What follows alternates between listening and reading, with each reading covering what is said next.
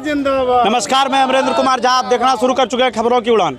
आज महागामा विधानसभा का क्षेत्र पड़ता है ठाकुरगंगटी। आज ठाकुरगंगटी में उपस्थित हैं यहाँ बीजेपी के जो प्रत्याशी हैं अशोक कुमार भगत जी, उन्हीं को संबोधित करने के लिए यहाँ पे राजनाथ सिंह जी आए थे। आइए जानते हैं यहाँ के जो बीजेपी के प्रत्याशी हैं क्या इनका मतलब क्या है क्षेत्र जो भ्रमण करते हैं, क्या कितना परेशानियों का सामना करना पड़ रहा है। नमस्ते।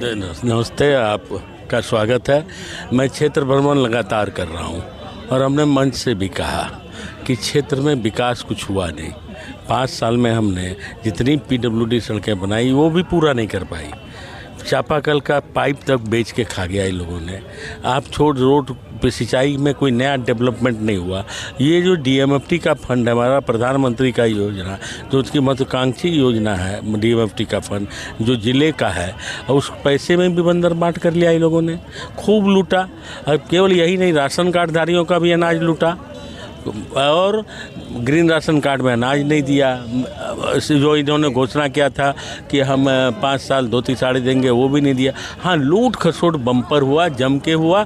लेकिन आज यदि वो काम किए रहती तो आज उनको पैसा नहीं फेंक, खटाखट पैसा फेंक रही है। लेकिन जनता लूट रही है, अभी जनता का धन लूटी है। आज जनता में वो पैसा फेंकते हुए चल रही है सड़क पर।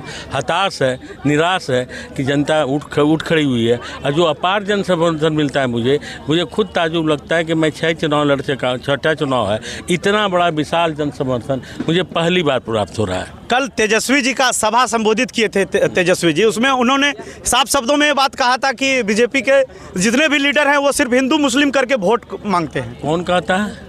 हम तो भारतीय जनता पार्टी के कार्यकर्ता हैं।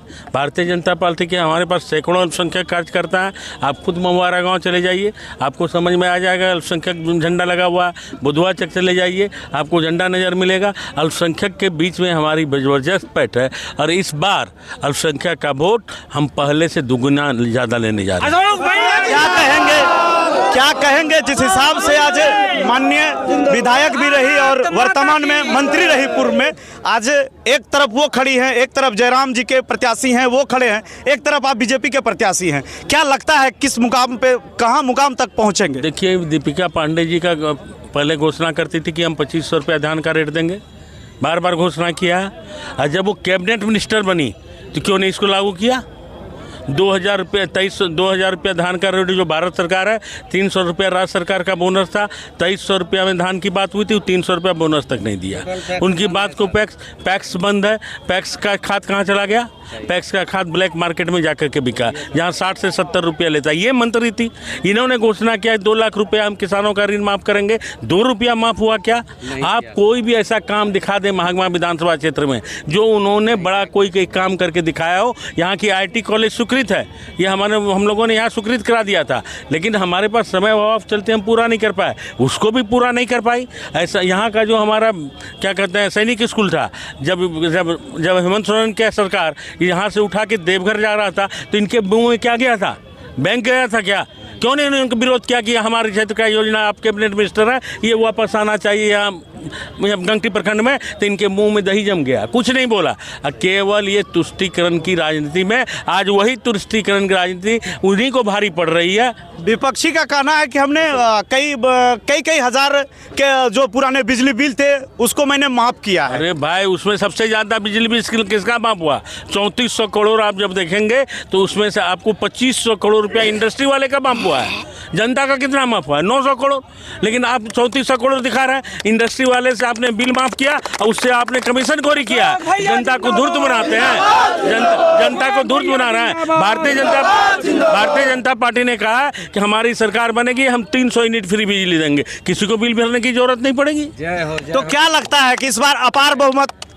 निश्चित रूप से ऐतिहासिक जीत महागामा विधानसभा में भारतीय जनता पार्टी की। आज गांव-गांव जाती है, अब जाती है, गांव में कुछ विरोध होता है तो 2 मिनट 1 सेकंड में तुनक मिजाजी में उठ के भाग जाती है।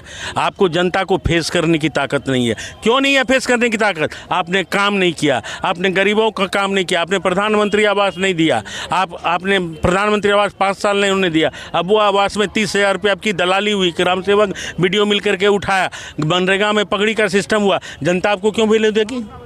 क्या ऐसा कौन सा काम कर दिया? मैया योजना में आपने 30% राशि 30% मैया को दिया, लेकिन वृद्धा पेंशन बुजुर्गों का बंद कर दिया। क्या हासिल किया? वृद्धा पेंशन को आपने मैया योजना में ट्रांसफ़र किया और आप काम चला रहे हैं। तो ऐसे आपका नहीं चलने वाला है। आपके घोटाले जाहिर हैं, आपके मंत्री जेल में है, कांग्रेस के मंत्री जेल में है, आपके धीरज साहू MP के घर से 330 करोड़ रुपया, यहाँ क्या कम पैसा लूटा गया है? यानी लूट का बिना आप कोई भी सड़क देख लीजिए, किसी भी ठेकेदार से बात कर लीजिए, बिना चढ़ावा दिए शिलान्यास नहीं होता है सड़क का। चाहे सड़क 2 महीना में उड़ जाए, उसकी इसकी चिंता नहीं है, पहले चढ़ावा चढ़ाओ तब सड़क का निर्माण करो। तो क्या लगता है इस बार यदि जनता आपको चुन के आपके झारखंड का सरकार बनाते हैं बीजेपी गठबंधन में, तो क्या लगता है आगे का क्या सोच के रखे हैं ठाकुर गंगटी के लिए? आपने खुद देखा है कि मेरा काम इस क्षेत्र में कितनी तेज गति से हमने PWD सड़क बनाया है। अभी IIT कॉलेज फिर से जो हमारा सपना अधूरा है वो गंगटी प्रखंड में बना के रहेंगे, और इसके अलावा सिंचाई की सुविधा जो करनी है वो काम करेंगे और प्रयास करेंगे कि एक कॉलेज का निर्माण यहाँ कर सकें।